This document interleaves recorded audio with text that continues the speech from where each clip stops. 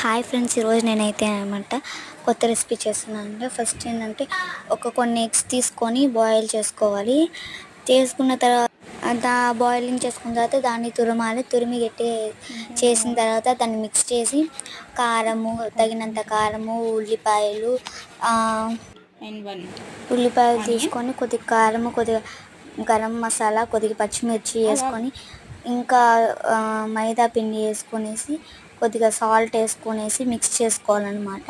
Mix చేసుకొని కొద్దిసేపు ఉంచాలన్నమాట. ఆ తర్వాత కొద్దిసేపు నెక్స్ట్ ఇంకొక బౌల్లో తీసుకొనేసి దాన్ని ఉండగట్టి ఒక ప్లేట్లో మనం చుట్టూ పెట్టుకోవాలి రౌండ్గా. ఆ తర్వాత ఒక గిన్నెలో మైదా పిండి, కార్న్ పౌడర్ తీసుకొనేసి ఆ స్పూన్ అదొక స్పూన్ ఇదొక స్పూన్ వేసుకొనేసి ఒక ఫ్యూ వాటర్స్ వేసుకొనేసి మిక్స్ చేసుకోవాలన్నమాట. మిక్స్ చేసుకుని కొద్దిసేపు తర్వాత మనం మెల్టింగ్ చేస్తూ ఉండాలి. ఆ చుట్టుకున్న వాటిల్ని దాంట్లో ముంచి తిప్పి అది ఫుల్గా అయ్యేటట్టు దాని తర్వాత నూనెలో వేస్తే ఎగుతుంది. ఒక 2 సేపు అయితే రెడీ అయిపోయింది క్రిస్పీ.